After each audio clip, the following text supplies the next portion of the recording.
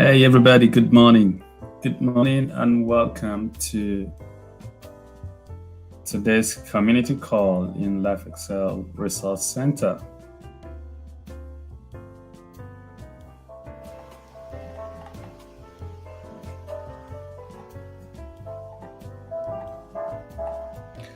Welcome everybody. Good to have you this morning, Nigeria time. And good to have you this afternoon, Australian time. Very excited to be here this morning.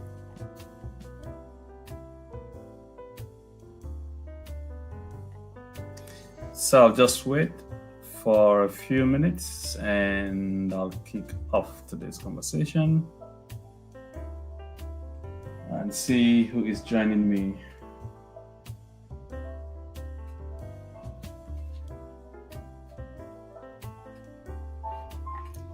I also want to just quickly make sure we're live on other platforms.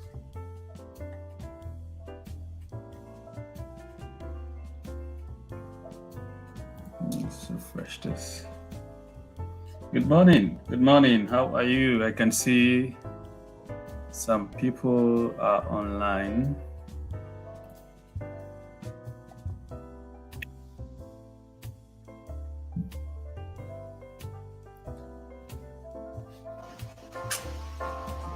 Let me see who is online.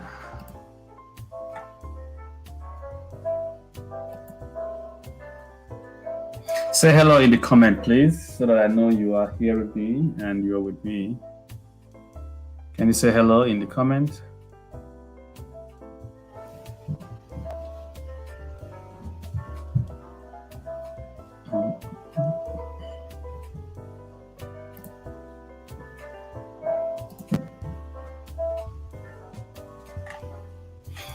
So today we're going to round up our conversation on what to do when you get a vision. What to do when you get a vision. We started this conversation 3 weeks ago during our community call. Between that time, we've had Emmanuel share and we've also had James share. So today is my turn to share again. So I just thought maybe I can continue the conversation on what to do with Vision Part 2. Hello. Good morning. Good morning, Pastor Val. I can see you. Thanks for joining. How is the morning, sir?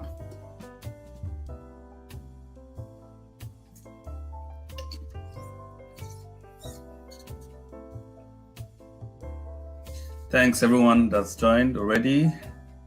I'm not going to take too much of your time. I just want to wait for the next few seconds and then we'll just dive into our conversation for today.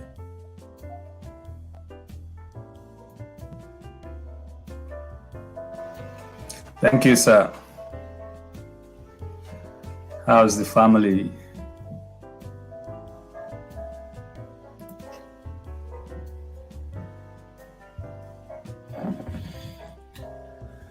All right.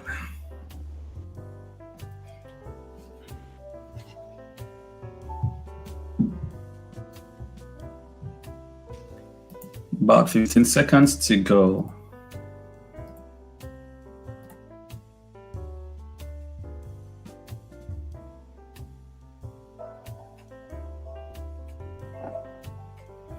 All right, good to know that your family is good. We are also very good here, sir. And we bless God for it.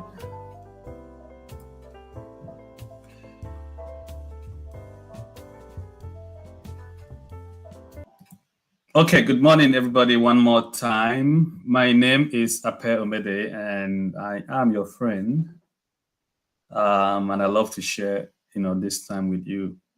Anytime I have the opportunity to do that, because I feel that you are part of my family, and I'm part of your family, and the time we spend together like this is what helps us to build and bind our friendship, our relationship, our familyship together. So I'm always excited to have the opportunity to come online and share with us. And I wish I could have such opportunity every day to be here to share with you. But because there are other things that also demand for my time, I'm not able to do that. So having this opportunity this morning is very much appreciated, and I want to thank you for joining the call this morning. So we always have this community call once in a week, rotating it around the core team members in Life Excel to come up once every week to share with you something that will help you to push you forward towards success and excellence. And I want to thank everyone who's been part of the community calls in the past. And I hope that each of the sessions have been very useful to you. So today is another day, and I hope your day is starting very well. If not, I want to believe that after this session that you will be energized to get out there and face your day with all passion and all enthusiasm that will help you to move your life and your dream forward. So 3 weeks ago, I started a conversation on what to do when you get a vision. And so some of the comments in as a follow-up to that particular session was that if I was going to finish up, that conversation, because we didn't actually finish. We had just 5 things to do. You could do if you have a vision when you get a vision, out of about 8 or 9 of them that I wanted to share with us. And someone was asking if we're going to round up, the conversation. And I said, yes, that if I have time, that I was going to come up and try to round up the conversation. So that is what I want to do this morning, to finish up the conversation on what to do when you get vision. Remember that people who get vision and don't act on it end up destroying that vision. People who get a vision and don't take action on it end up destroying that vision. But it is one thing to have a vision and to actually know what actions you need to take to bring your vision to reality, to bring your vision to materialization. And these are things that we've been focusing on in the conversation. So to just quickly remind you on the reason why vision is very, very important, before I give a recap of what we discussed last week and then come back to share what I want to share today to finish up the conversation, I would like to bring to your mind again what vision does for you. The first thing that vision does for you is that it brings you before noble men.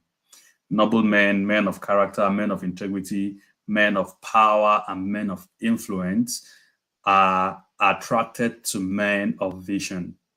So if you want to find yourself standing before noble men, if you want to find yourself standing before men of integrity and influence, then you need to be a person of vision. And so one of the things that happens to you when you have vision is that you become attractive to noble men. That is the first thing that vision does to you. Second thing that vision does for you is that vision empowers you. Don't you notice that when you catch a vision or when you come into contact with an idea, it kinds of energizes you from within. It kinds of charges you up with some kind of drive, with some kind of motivation, with some kind of power and zeal to go out there and do something. So when you see a man that is empowered, a woman that is empowered, when you see a man of action, a woman of action, that person is being driven because they've come in contact with vision. So if your life is slow, or your life is you don't feel the kind of energy that you want to experience in your everyday life, you need to sit down and ask yourself if you actually have any vision that you're living for. Because one of the characteristics of vision is that it empowers you. One of the things that vision does is that it empowers you. Number 3 thing that vision does for you is that vision helps you to grow because your vision is a solution to a problem.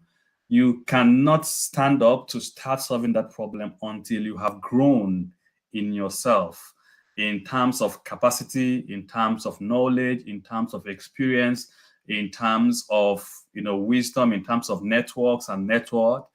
You won't be able to put that vision to action to fully fulfill its purpose and the reason why that vision was given to you. So one of the things that vision does for you is that it triggers growth in you. It triggers the hunger and the passion, the desire to go out there and begin to seek growth. Only those who grow have something to give. And when you grow in your vision, then you position yourself in a place where you are able to be a solution to people through the vision that you have.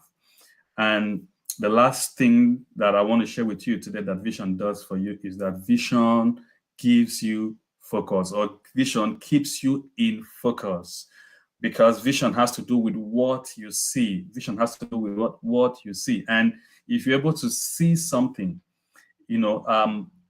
and you totally believe in that particular thing that you're seeing, it keeps you focused on it. It takes away distraction from you. It takes away everything that doesn't have any addition or any value addition to your life. It takes away everything that is irrelevant to your life so that you can concentrate on that which is important. And that is taking your vision from being something that is in your heart to being something that is in your hand, and then something that is impacting the lives of all the people around you for whom God has given you that vision to reach out to. So vision keeps you in focus. It gives you focus and allows you to concentrate on that which is most important thing in your life. So let me go through it again briefly. Things that vision does for you. Number one, it brings you to or before noble men. Number two, it empowers you to do that which you want to do with it.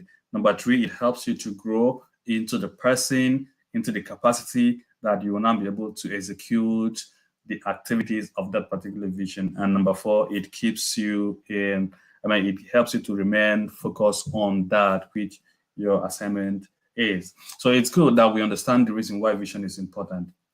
And that will help us also to go out there and begin to take action on our vision. So going back to what we shared last 3 weeks about what to do when you get a vision, I'll just quickly run through them, and then I'll go into what I want to share today. So there are 5 things that we introduced last time we had this conversation about what to do with vision, as the things that you do when you get a vision. We said that the first thing is that we know the giver of the vision. Knowing the giver of the vision tells you that the resources or the provision for that vision is secure, because if someone gives you an assignment, it is the responsibility of that person to provide you with all the necessary resources that you need to fulfill that particular assignment. All right. So if I'm employed to do a particular task, what my employer has to do is to provide me with all the resources that I need to carry out my responsibility. So knowing the giver of the vision helps you to know that the giver of the vision will also give provision for the vision, or will make provision for the vision. So number 2 is you need to understand the vision, because understanding brings favor. The Bible says that understanding brings favor. So when you have an understanding of what you are doing, it helps you to be able to do it appropriately. And when you do it appropriately, automatically favor follows that which you are doing. Number 3, you pray for the vision. The third thing you do is that you pray for the vision. Prayer helps to solidify the spiritual support and the supernatural backing that you need to accomplish that particular vision. So whether we like it or not, whatever we want to do with our life is not just ordinary. It's something that comes from how do I put it? It's something that is supernatural, that has a kind of a supernatural backing. And so approaching it from physical perspective will limit the extent to which you're going to be able to fulfill that particular vision. So, but if you understand that every vision that comes from you is spiritual and supernatural, and then go on and pray or commit that, to God, it helps to provide supernatural support and supernatural power behind that particular vision. Number 4, love the vision. Love the vision. Love the vision. When love is in your heart towards what God has given to you, then there is nothing that will push you out of that. In come rain, come shine, because you love that vision, you remain in it. It's just like being in a marital relationship or in a marriage relationship with someone you love. And when you love that person, it doesn't matter what the person does, you still find a way to continue to, be in a relationship with that person. You still find a way to continue to love that particular person. And that is exactly the same thing that happens with vision. When you have love for the vision, no matter the challenges that come your way, you stick with that vision because you love that particular vision. If you love that vision, you stick with it irrespective of the challenges or the trials and the situations that are not favorable that may come your way. So you need to love the vision. Then the last thing we said, the last time we discussed this was that you need to give to the vision. You can't have a vision and do not give to it. And we said that there are things, the basic things that you need to give to your vision include you need to give time to it, you need to give resources to it, you need to give your intellect, you need to invest yourself into your vision. If you have a vision and you don't have time for it, you don't invest money into it, you don't invest yourself into it, then that vision is as well as dead. Okay, so those were the 5 things that we discussed in our last conversation. And so today I want to share 3 more things that you can do or you need to do if you have or get a vision to move that vision forward. Pastor Val says, love for a vision brings passion. Love for a vision brings passion. And I totally agree with him that when you love the vision that God has given to you, it gives you the passion to keep up and keep on with that vision, irrespective of what comes your way. So 3 more things that we can talk about when it comes to having a vision of what to do is that number 1, this is the 6th point now, is that you need to share the vision. You need to share the vision. Now, for every vision that God has given to you, there are men and women, organizations that are out there that God has ordained to be pillars, to be supporters of that which God has given to you to accomplish. But you cannot access or tap into the blessings that they bring, the resources that they will bring, the support that they will bring, unless you go out there and share the vision with them. It's like what the Bible says, that you can't have a light and put it under the bushel. Okay, so you can't have a vision and be hiding it away from people. And people say, when I share my vision with people, they will steal it away from me. I think that is a statement of people who live in fear and people who are immature. If God gives you a vision, it's not just for you, it's for you to share it with other people, because God only makes you the head or the leader of the vision. All right. But then God, you need to have hands, you need to have legs, you need to have every other part of the body. You need to have eyes and all that to be able to have a functional vision. And so what people do is that people come into your life, become part of your vision to make it a functional vision. But how does that happen? That only happens when you share your vision. When you share your vision. Right? So the next is that you have to obey the vision. You have to obey the vision. Now, your vision is like a commandment, and that's just the truth. Your vision is like a commandment that has been given to you. So consider yourself to be in God's army. Consider yourself to be in the military. And every vision that comes your way is a command from the grand commander in chief, who is the King of Kings and the Lords of Lords. So if he says that he has called you to go out there and be a voice for the voiceless, or he has called you to go out there to be a channel of prosperity to people who are living in poverty and in need of financial breakthrough, or he has called you to be a voice to solve problems in marital relationships and homes and families and all that, then all that you can do is to go out there and obey the vision. And the reason why this is important is because you're going to face some challenges, you're going to face some obstructions, you're going to face some limitations, but in each of those situations, you need to know that you have one thing to do, and that is to simply obey the vision. One thing you need to do is to simply obey the vision. Remember, Peter and the apostles were summoned before the council in Acts chapter 5, and they were told to stop, speaking in the name of Jesus, to stop preaching the gospel of Christ. And they said that their response was that they would rather obey God than to obey any human being. So people would come to you, they would tell you to stop what you're doing, that they don't think it's going to work. They will come to you and they will tell you that you're not qualified. They will come to you and they will tell you that you don't have what it takes to be the carrier of that particular vision. They will tell you that you're too old. They will tell you that you're too young. They will tell you that you don't have the education, to start that business. You don't have the background to start that, that project and all that. So when these come your way, one thing needs to bring in your mind that this is a commandment. Your vision is a commandment from the Grand Commander in Chief.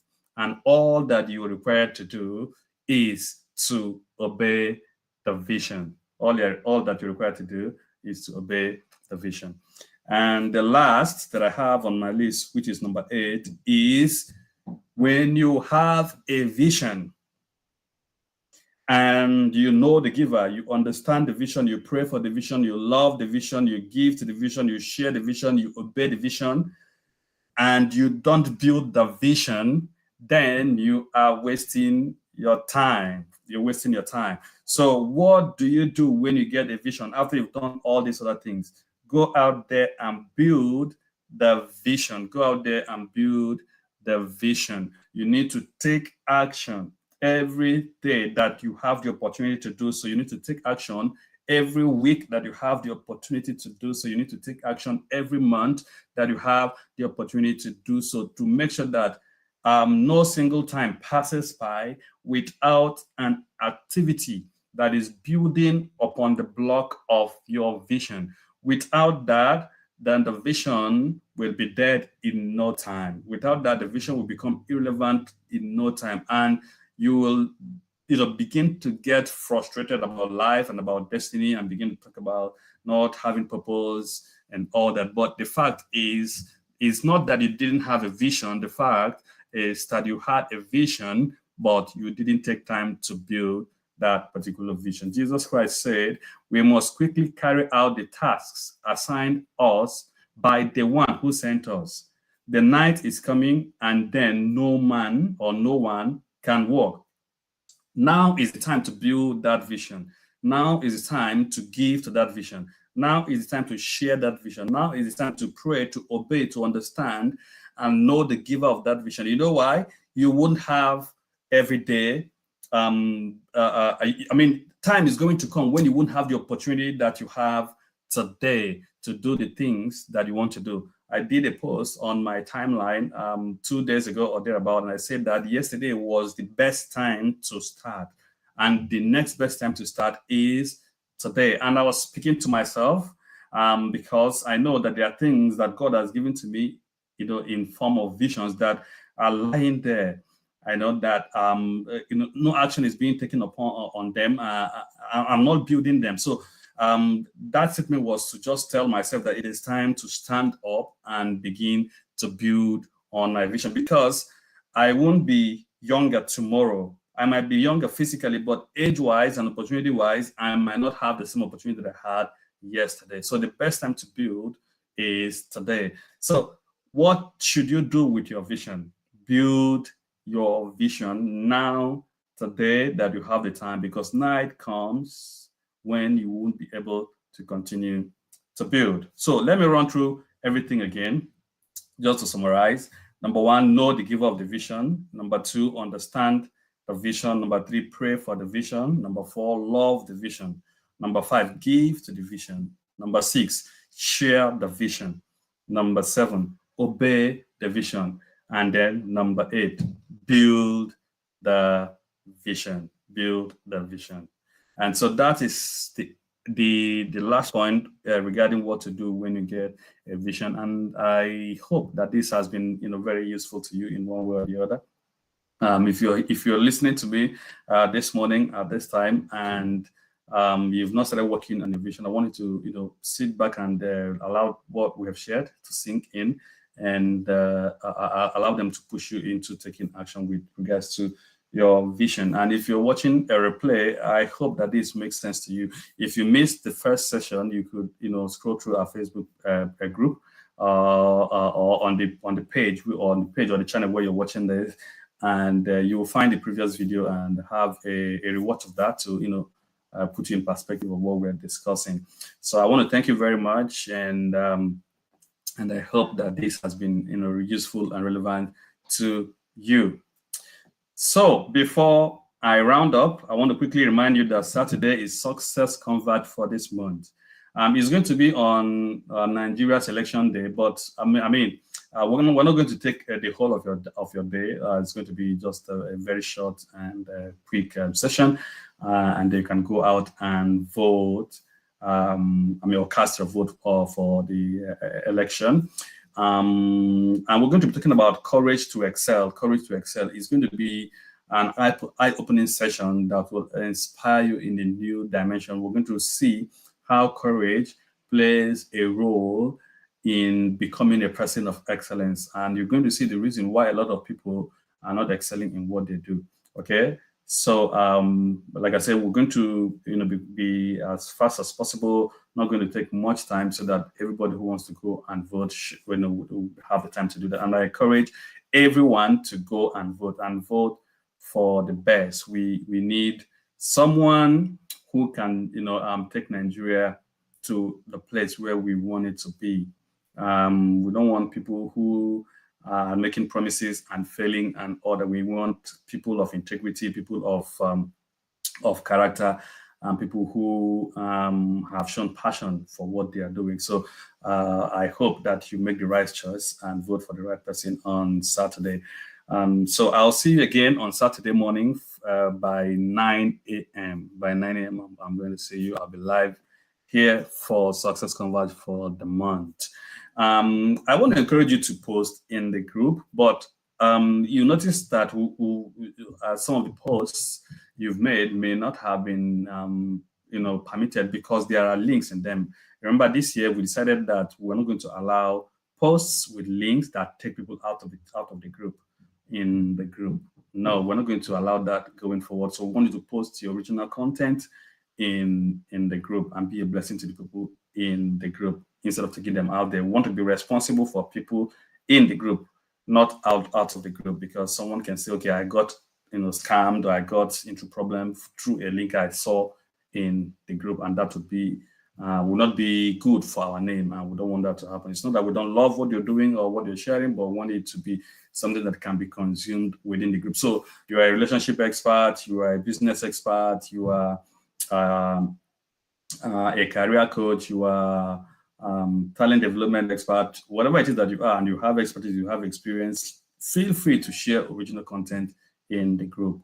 All right. If you don't want to share original content, you can share other people's content, so long as it doesn't have a link that will take people out of the group to benefit from it, and so long as you also reference where the source is coming from.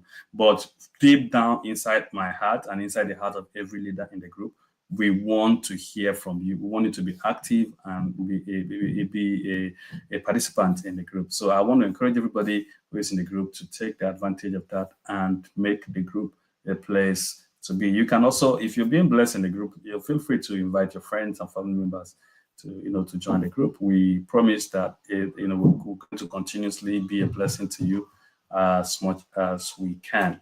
So I'll quickly be out of your face right now. But before I do that, Pastor has said it's a height of insecurity that will stifle their vision. Yeah, because I was talking about what was I talking about again? I can't remember exactly what I was saying when he made that comment, but I think he was talking about you being able to be safe with your vision, knowing that whatever God has given to you is safe and secured, and you should have the courage to go out there and live your vision. Oh, okay, yeah, inability to share the vision. Yeah, so I was talking about people who don't share their vision do so because they are scared that people will steal their vision. And then Pastor Val is adding to it that it is height of insecurity that someone will stifle their vision by not sharing with other people. All right. So go out there, share your vision with other people, obey your vision, and build your vision. And I'll see you again on Saturday. Have a very beautiful morning, afternoon, and night, depending on when you're watching this. And God bless you. And I'll talk to you again very soon. Bye.